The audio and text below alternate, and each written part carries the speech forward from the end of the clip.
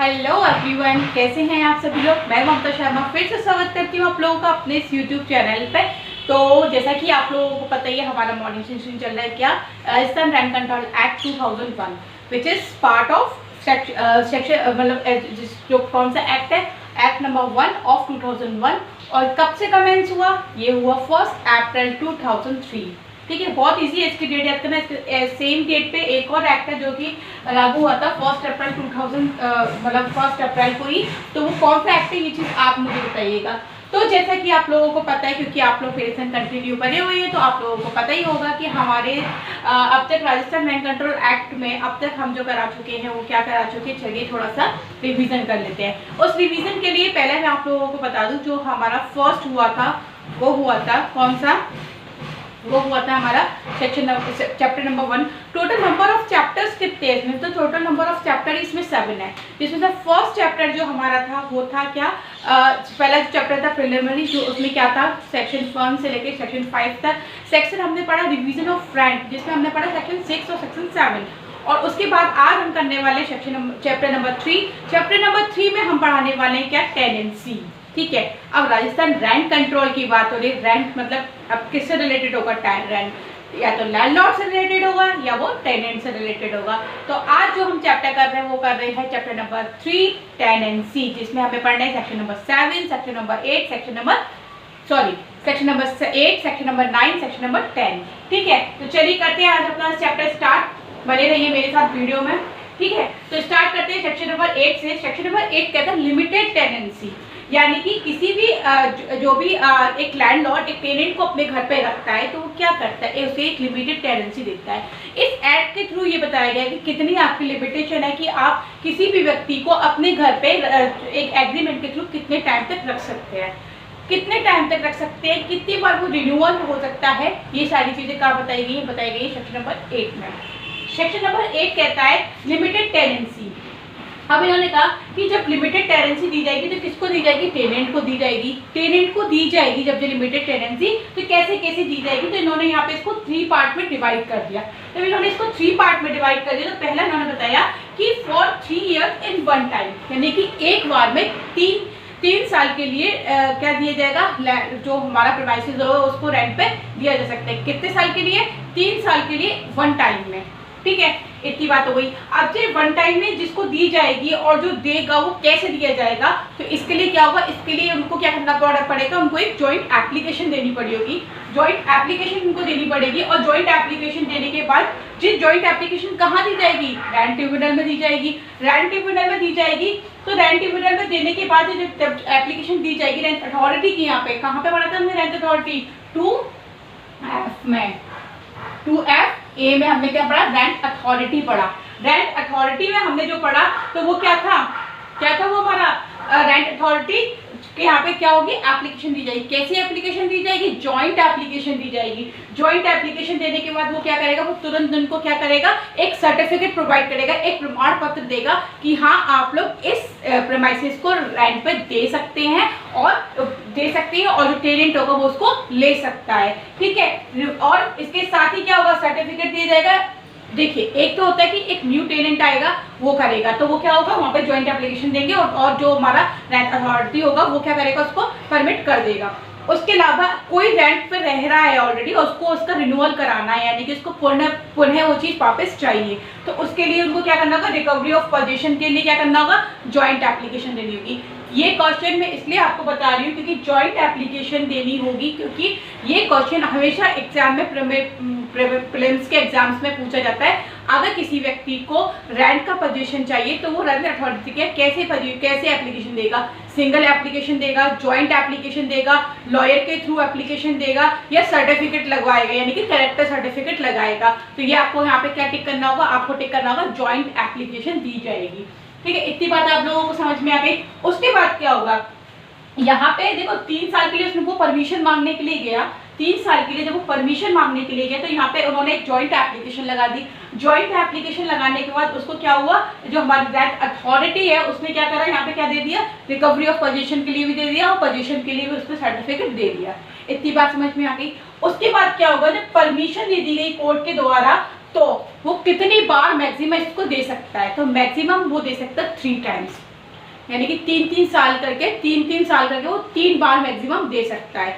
अब एक क्वेश्चन आता है आप लोगों के सामने, बहुत ही अच्छा क्वेश्चन, जैसा आप लोगों ने सेक्शन 6 में पढ़ा, वहां पे क्या था, 5% एनुअल बढ़ेगा और एनुअल बढ़ते बढ़ते एवरी 10 ईयर्स में वो मर्ज हो जाएगा, यानी कि मैक्सिमम वहाँ कितना दिया जा रहा है, वहाँ 10 ईयर्स दिया जा रहा है। और यहाँ अगर हम मैक्सिमम बात करें तो कितना हो गया, 9 ईयर हो गए, यानी कि यहाँ पे सेक्शन 6 अप्लाई नहीं होगा। याद रखिएगा आप लोग, सेक्शन 6 अप्लाई नहीं होगा।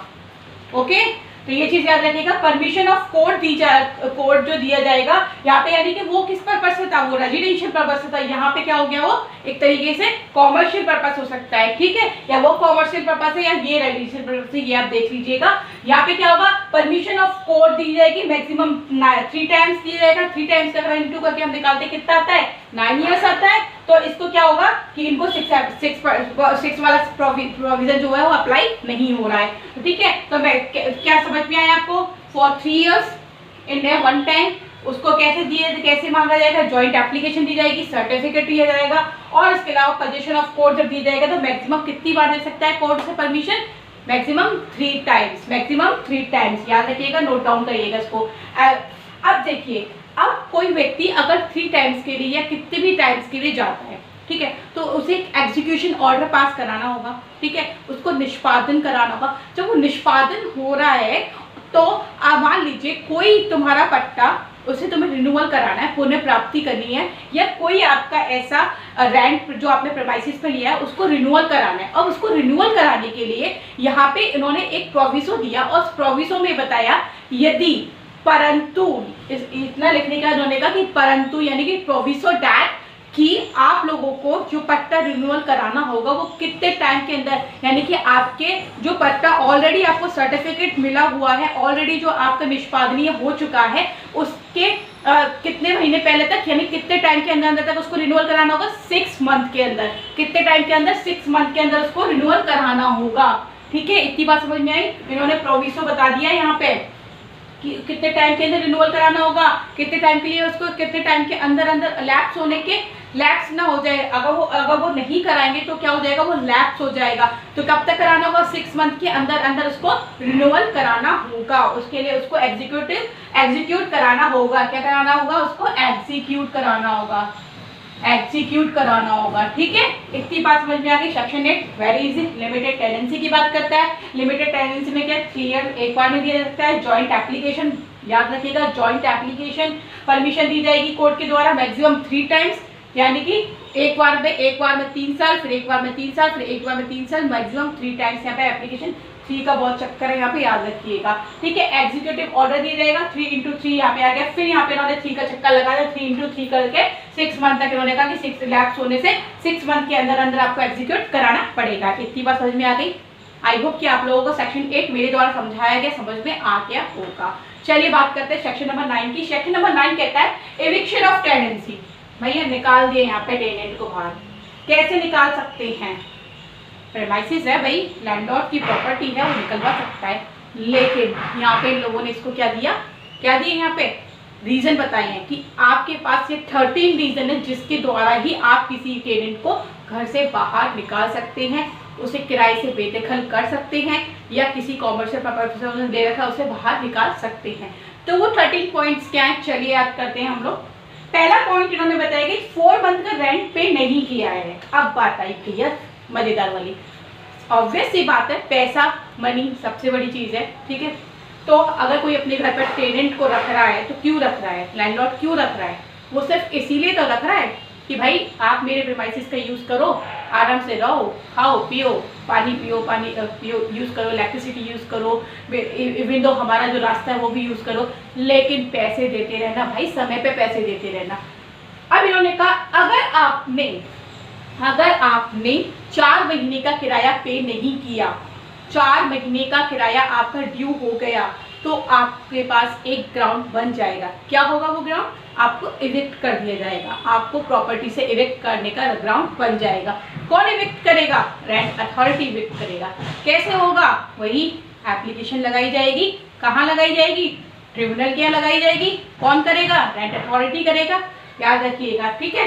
तो 6 इन्होंने क्या कहा कि एविक्ट, पहला पॉइंट इन्होंने बता दिया कि 4 महीने का रेंट पे नहीं किया है तो आपको एविक्ट कर दिया जाएगा। लेकिन साथ ही इन्होंने उस टेनेंट बेचारे को भी क्या कहा कि भैया आपके पास भी रीजन है, आपको भी एक प्रोवाइडो मतलब प्रोविसो हम आपको दे रहे हैं। और वो प्रोविसो क्या है? वो प्रोविसो है कि अगर आपके लैंडलॉर्ड ने आपको बैंक डिटेल नहीं बताई और आप पे करना चाहते हैं, वो बैंक डिटेल लगातार नहीं बता रहा है, तो आपके पास एक ग्राउंड है कि भैया आप हमें आके बताएं कि उन्होंने हमें बैंक डिटेल नहीं बताई थी, तो उसको आपको एविक्ट नहीं किया जाएगा और आपको टाइम पीरियड दे दिया जाएगा। उसके अलावा उन्होंने बताया कि रजिस्ट्री पोस्ट द्वारा 30 डेज का नोटिस भी नहीं भेजा। अब भैया लैंडलॉर्ड साहब ने उनसे बोला गया था कि भाई आपको पहले नोटिस देना होता है, किसी भी टेनेंट को भगाने के लिए एक नोटिस देना होगा, जो कि देना होगा रजिस्ट्री पोस्ट से। अगर आप रजिस्ट्री पोस्ट से नोटिस नहीं देते हैं तो क्या होगा, आपको तो नोटिस नहीं देने के कारण उस व्यक्ति को एविक्ट नहीं किया जाएगा और एविक्ट नहीं करने के बाद उसको टाइम पीरियड दे दिया जाएगा। तो कितने दिन का नोटिस दिया जाएगा? 30 डेज का। फिर से 3 याद रखिएगा, 3 का पूरे एक्ट में बहुत बड़ा चक्कर है। 30 डेज का नोटिस दिया जाएगा। अब आपको एक बात मैं इंपॉर्टेंट बताती हूँ, जो हमारा सेक्शन 9 है ना, पूरा चलता है किस पे? प्रोसीडिंग किसकी चलती है इस पे उस प्रोसीडिंग चलती है सेक्शन नंबर 15 की प्रोसीडिंग चलती है। किसकी प्रोसीडिंग चल रही है यहाँ पे? सेक्शन नंबर 15 की प्रोसीडिंग चल रही है। लेकिन हमारा ये सेक्शन नंबर 9 का फर्स्ट पॉइंट जो है, जिसमें हमने बात करी 4 मंथ रेंट की ड्यू की, उसमें कौन सा प्रोसेस चलेगा? तो उसमें प्रोसेस चलता है सेक्शन नंबर 14 का। याद रखिएगा, सेक्शन नंबर 14 का प्रोसेस यहाँ पे चलता है। ठीक है, सेक्शन नंबर 14 का प्रोसेस यहाँ चलता है। और साथ ही मैं आप लोगों को बता दूं, सेक्शन नंबर का 14 का जो प्रोसेस है, मैं एक आपको क्विकली बता देती हूँ कि इसमें प्रोसेस क्या होता है। 30 डेज का नोटिस दिया जाएगा, 30 डेज में उसको रिप्लाई करना होगा, 15 डेज को उसको फिर से जो हमारा, देखिए नोटिस कौन देगा? लैंडलॉर्ड देगा। रिप्लाई कौन करेगा? टेनेंट करेगा। फिर उसको कहेगा री रिप्लाई करो 15 डेज के अंदर, नहीं तो 90 डेज के अंदर क्या होगा? डिसाइडिंग का वो किया जाएगा कि प्रोसीडिंग चलाई जाएगी और 150 डेज में इसको फाइनल कर दिया जाएगा। फाइनल कर दिया जाएगा 150 डेज में इसको फाइनलाइज कर दिया जाएगा। ये एक प्रोसेस है जो मैं आपको डिटेल में बताऊंगी सेक्शन नंबर 14 में। ठीक है, तो 4 याद रखिएगा, कौन सी प्रोसीडिंग चलती है? 14 की प्रोसीडिंग चलती है। देखिए सेक्शन 9 जो है ना, ये मेंस का एक क्वेश्चन है। आप लोगों को मेंस का क्वेश्चन अगर लिखना होता है तो कोरिलेट करके चीजें पढ़नी होती है। कोरिलेट करके चीजें जब आपको पढ़नी होती है तो इसी तरीके से आपको याद भी करनी होती है। ठीक है, तो बने रहिए मेरे साथ वीडियो में और लाइक थम्स अप जरूर करके जाइएगा। ठीक है, चलिए तो आओ, आप हमारा पॉइंट का नंबर 1 कंप्लीट समझ में आ गया आपको। 4 मंथ का 4 मंथ का उसने किराया पे नहीं करा, क्या कर दिया जाएगा? एविक्ट कर दिया जाएगा। लेकिन 2 प्रोविजन ने दिए कि भाई हमें नोटिस तो देते, कम से कम नोटिस नहीं दिए 30 डेज के अंदर। ठीक है, और दूसरा आपने बैंक डिटेल ही नहीं बताई। भाई बैंक डिटेल तो बताओ, हम पैसा पे करने को तैयार है। ठीक है, तो ये इसमें 2 प्रोविजन बताए। अब बात आती है पॉइंट नंबर 2 की। पॉइंट नंबर 2 क्या कहता है? डैमेजेस। भाई एक तो बंदे ने आपको रेंट पे रहने के लिए दिया, आपने उसकी प्रॉपर्टी को डैमेज कर दिया। अगर आप उसकी प्रॉपर्टी को डैमेज करते हो और कुछ ऐसा कर देते हो, या इलेक्ट्रिसिटी बर्स्ट कर देते हो, या उसकी जो वॉल्स है उसमें कुछ कर देते हो, सीलिंग्स में कुछ कर देते हो, किसी भी तरीके का डैमेजेस अगर आप करते हो, तो उसके पास एक पॉइंट है कि आपको वो एविक्ट करवा दे। कैसे एविक्ट करवा दे? वही नोटिस देने के बाद। नोटिस देने के बाद क्या होगा? आपको कोर्ट में बुलाया जाएगा, भाई आप इसको एविक्ट करिए। उसके बाद 3 नंबर पॉइंट इन्होंने बनाया, विदाउट परमिशन कंस्ट्रक्शन ही करा दिया। बहुत से होते हैं ऐसे, रह रहे हैं आप यहाँ पे आराम से, ठीक है, और ऐसी कोई चीज़ है जो डैमेज हो गई और उसका आपने कंस्ट्रक्शन भी करा दिया। मान लीजिए उसकी प्रॉपर्टी थी, उसने आपको दिया एक कमरा रहने के लिए, एक किचन दे दिया, एक बाथरूम दे दिया, एक लाइट दे दिया, सब दे दिए। देने के बाद आप आराम से रह रहे हैं, बंदा कहीं और रह रहा है, आके बंदा देखता है कि भाई आपने तो जो खुला एरिया पड़ा था वहाँ पे एक बाथरूम और बनवा दिया, करा दिया कंस्ट्रक्शन। परमिशन तो लेते भाई, कि जिसका घर है उससे परमिशन लेके तो बनवाते, आपने परमिशन नहीं ली। अगर आपने परमिशन यहाँ पे नहीं ली तो यहाँ पे उसके पास एक ग्राउंड बन जाएगा। वो ग्राउंड क्या होगा? आपको एविक्ट करने का। वो अथॉरिटी के पास जा सकता है, वो ट्रिब्यूनल के यहाँ जा सकता है, आपको नोटिस भिजवा सकता है और आपको एविक्ट करवा सकता है। ठीक है, उसके बाद पॉइंट है न्यूसेंस। अब भाई न्यूसेंस भी ऐसा न्यूसेंस जो उस प्रॉपर्टी को डैमेज क्रिएट करे, उसके साथ साथ आस पड़ोस में रहने वाले लोगों को न्यूसेंस करेक्ट करे, तो वो क्या होगा हमारा न्यूसेंस के थ्रू वो क्या उसके पास एक पॉइंट बन जाएगा कि वो आपको डैमेज, अगर आपने इस तरीके का न्यूसेंस क्रिएट किया है तो वो आपको इविक्ट करवा सकता है। ठीक है, उसके बाद है सब रेंट। आपको उसने सब रेंट का मतलब समझ रहे हैं, आपका प्रॉपर्टी है, 3 कमरे थे, आपको उसने दिए 3 कमरे रहने के लिए, आपने 3 कमरे मांगे, लेकिन आप जनाब ने क्या किया कि उसके इस प्रेमाइसिस को, उसके इस प्रेमाइसिस में से एक रूम किसी और टेनेंट को सब रेंट पर दे दिया। भाई परमिशन वाली भी कोई चीज़ होती है, परमिशन तो लीजिए। अगर आपने यहाँ पे परमिशन नहीं ली है और उसको सब टेनेंट पे दे दिया है, और उस लैंडलॉर्ड को, जो मेन लैंडलॉर्ड है, आप वो तो उसको तो लैंडलॉर्ड हटाओ, खुद लैंडलॉर्ड बन के बैठ गए, तो वो जो मेन लैंडलॉर्ड है वो आपको, आपके लिए यहाँ पे एविक्शन का पॉइंट लेके आ सकता है, और वो पॉइंट उसका बिल्कुल मजबूत पॉइंट होगा और आपको एविक्ट करवा सकता है। ठीक है, तो क्या होगा, सब रेंट पे आप नहीं दे सकते, ये एक ग्राउंड है आपको क्या करने का, एविक्ट करने का। कैरेक्टर का अधित्याग कर देना, मतलब कि कैरेक्टर का अधित्याग कर देना, उस चीज को ही चेंज कर देना।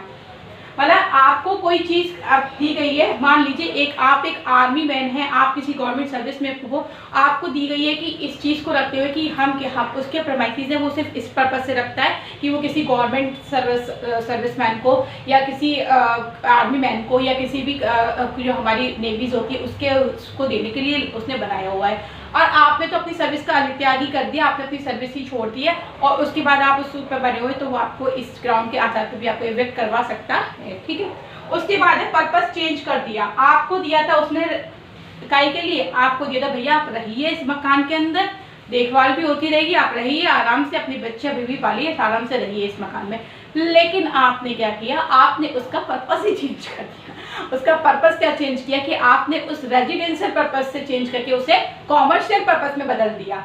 मतलब कि आपने उसके अंदर ही दुकान खोल डाली, दुकान खोलने के बाद आप अपने आराम से बिजनेस कर रहे हो, तो भैया उसके पास ग्राउंड है कि आप निकलिए हमारी प्रॉपर्टी से, हम तो किसी रेजिडेंशियल पर्पस वाले व्यक्ति को ही रखेंगे, तो वो आपको यहाँ से इविक्ट करवा सकता है। उसके बाद 8 नंबर पॉइंट है सर्विस में ना रहना। वही पॉइंट जो आप 8 में पढ़ोगे वही पॉइंट उसका क्या है, कैरेक्टर का अधित्याग करना। दोनों पॉइंट सेम से ही है। सर्विस में ना रहना मतलब वो ये कि आपको जिस सर्विस के पर्पज से वो दिया गया था, मान लीजिए आप कोई बैंक करो, ठीक है, आप कोई किसी LIC या किसी भी उसमें हो, और आपको इस पर्पज से दिया गया था कि भाई आपका ट्रांसफर हो के आया, आप यहाँ पे रह सकते हैं, ये जो प्रेमाइसेस है वो बना ही इसीलिए कि कोई सर्विस में है तो उसको दिए जाए, ठीक है। लेकिन आपने सर्विस छोड़ दी, आपने सर्विस को ही त्याग दिया, तो आपको वहाँ पे ग्राउंड बन जाएगा कि आपको भाई साहब ये जो प्रेमाइसेस है ये भी छोड़ना होगा, क्योंकि अगले आने वाले किसी व्यक्ति को, जो सरकारी व्यक्ति होगा, उसको ये रेंट पे दिया जाएगा। समझ में आ गया। उसके अलावा 9 नंबर पॉइंट है रिक्वायर्ड फॉर हिम और हिज फैमिली। अब बात आती है, अब मान लीजिए जो लैंडलॉर्ड है उसकी फैमिली बढ़ गई, अब उसे जरूरत है कि अपने लिए या अपनी फैमिली मेंबर्स के लिए कि भाई ये प्रेमाइसेस खाली करो, ये प्रेमाइसेस हमें चाहिए, ठीक है। तो उस व्यक्ति को इविक्ट करने का एक आधार होगा कि आप कृपया करके नोटिस के थ्रू बता दीजिएगा कि जनाब आप इस व्यक्ति को, इस प्रेमाइसेस को, इस प्रॉपर्टी को खाली कर दें। आपको 30 दिन का नोटिस दिया जाता है। जो नोटिस दिया जा रहा है वो इसलिए दिया जा रहा है क्योंकि जो प्रॉपर्टी है इसका यूज़ मैं अपने लिए और अपनी फैमिली के लिए करना चाहता हूँ, क्योंकि हमारे पास और कोई प्रॉपर्टी है नहीं है, हमें अपने बच्चों को रखना है, तो वो इसको इविक्ट करवा सकता है। पॉइंट आउट करिएगा, यहाँ पे जो प्रोसीडिंग चलेगी वो चलेगी किसकी, सेक्शन नंबर 16 की प्रोसीडिंग। कौन सी प्रोसीडिंग चलेगी, सेक्शन नंबर 16 की प्रोसीडिंग चलेगी। यहाँ पे क्या प्रोसीडिंग होगी वो मैं आपको बताऊंगी आने वाले सेक्शन में, सेक्शन नंबर 16 में। लेकिन प्रोसीडिंग का छोटा सा वो ग्रुप देख लीजिए, सेम वही होगा। 30 डेज का नोटिस दिया जाएगा, 30 डेज में रिप्लाई होगा, 15 डेज में रिप्लाई होगा, 90 डेज में कहा जाएगा भैया आ जाओ प्रोसीडिंग चलाते हैं, और 150 डेज में क्या होगा, इसका फाइनलाइज हो जाएगा। समझ में आ गया आप लोगों को, फाइनलाइज हो जाएगा। तो इस तरीके से क्या होगा, यहाँ पे कौन सा प्रोसीजर चलेगा, 16 का प्रोसीजर चलेगा। क्या किसकी जरूरत है उसे, अपने लिए और अपनी फैमिली के लिए। उसके बाद इन्होंने बताया कि 6 मंथ तक उस पर्पस के लिए यूज ही नहीं किया हो। सेक्शन नंबर 9 का 10 पॉइंट बोलता है जिस पर्पस के लिए उस व्यक्ति को ये दिया गया था, उस पर्पस के लिए उस व्यक्ति ने तो यूज ही नहीं किया, है ना, यूज ही नहीं किया यहाँ पे, तो उसको क्या होगा कि उसको यहाँ से इविक्ट कर दिया जाएगा। अब बात होती है कि सेक्शन नंबर 9 का 11 पॉइंट कहता है कि दिया था 2 व्यक्ति रहेंगे इस मकान के अंदर। अब भैया व्यक्तियों ने क्या करा, भीड़ भाड़ बढ़ा ली। जैसे होता है ना, जैसे लड़कों को या लड़कियों को किसी को भी लड़के बुरा मत मानना, इसलिए मैं लड़कियों का नाम भी साथ में ले रही हूँ। जैसे दिया किसी स्टूडेंट होते हैं, जैसे दे दिया भैया रेंट पे रह रहे हैं, पढ़ने के लिए बच्चे आए हुए हैं रह रहे हैं, 2 लड़कों को दिया था या 2 लड़कियों को दिया था। अब वो अपनी सहेली को या अपने सहेला को लेके आए, अपने फ्रेंड्स को लेके आए, अपने फ्रेंड्स को लेके आए और वो भी उनके साथ रहने लगे। और जो हमारे लैंडलॉर्ड साहब उन्हें तो पता ही नहीं है। जब उन्हें पता चलता है तो उनको पता चलता है कि इन्होंने तो भैया हमारे घर के अंदर भीड़ भाड़ यूँ ही बढ़ा रखी है, तो वो क्या करेंगे, उसको एविक्ट करवा सकते हैं। ठीक है, इतनी बात समझ में आ गई। उसके बाद कोई गवर्नमेंट स्कीम ऐसी है कि उस प्रीमाइसेस को जो उसको रेंट पे देने लाइक कंडीशन में था उसको ही हट चेंज कर दिया। तो यानी कि वो कोई गवर्नमेंट स्कीम ऐसी है कि उसको उस प्रीमाइसेस को या तो वो गवर्नमेंट के अंदर आ गया या उसको रेंट पे नहीं दिया जा सकता, तो यहाँ पे एविक्ट का एक आधार बनता है। उसके बाद सेल्फ होम, अगर किराएदार के पास खुद का एक मकान है और लैंडलॉर्ड साहब को पता चलता है भाई इनका खुद का एक मकान है और ये किराए पे हमारे यहाँ रह रहे हैं और उनको ज़रूरत है किसी और चीज़ की, तो वो इसको भी खाली करवा सकते हैं। समझ में आ गया आपको? 13 पॉइंट क्या है? 4 month damages without permission construction, nuisance, सब टेनेंट, कैरेक्टर का अधित्याग कर देना, पर्पस में चेंज कर देना, सर्विस में ना रहना, रिक्वायरमेंट फॉर हिम और हिज फैमिली, 6 मंथ तक उस पर्पस के लिए यूज नहीं किया, भीड़ भाड़ बढ़ा के रख दी, government scheme of self home. ये है हमारे 13 पॉइंट। होपफुली आप लोगों को समझ में आए होंगे, मेरे समझाने का तरीका समझ में आया होगा। अगर समझ में आया होगा तो प्लीज़ कमेंट्स करके बताइएगा, ठीक है। और साथ ही मैं आप लोगों को एक बार बता दूं, जैसे मैंने आपको लोगों को बीच में बताया कि इसकी प्रोसीडिंग चलेगी 14 में, इसकी प्रोसीडिंग चलेगी 13 में, लेकिन पूरे सेक्शन की प्रोसीडिंग चलेगी 15 में। ये मैं आप लोगों को ऑलरेडी बता चुकी। ये बात लिखी कहाँ है? ये बात लिखी हुई है सेक्शन नंबर 18 में। क्या लिखा हुआ है 18 में? 18 में लिखा हुआ है कि जो इविक्शन ऑफ टेनेंसी होगी उसकी प्रोसीडिंग जो चलेगी वो कहाँ चलेगी? सेक्शन नंबर 15 में।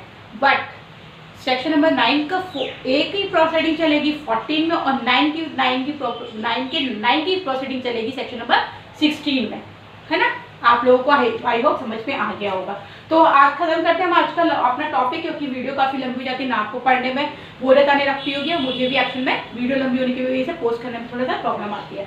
तो होपफुली आप लोगों को समझ में आया होगा सेक्शन नंबर 8, सेक्शन नंबर 9। मिलते हैं हम अपने नेक्स्ट वीडियो के साथ, तब तक के लिए धन्यवाद। बने रहिए मेरे संग वीडियो में। और हाँ, जाते जाते यही बोलूँगी, वीडियो को शेयर करना ना भूला करिए, वीडियो को एटलीस्ट शेयर करा करिए। सब्सक्राइब, जो मेरे चैनल पे नए आ रहे हैं वो लोग, कुछ लोग होते हैं ना पढ़ के चले जाते हैं, ना लाइक करके जाते हैं ना सब्सक्राइब करते हैं, प्लीज़ सब्सक्राइब कर दिया करो, कुछ नहीं जाता, ठीक है। Thank you so much.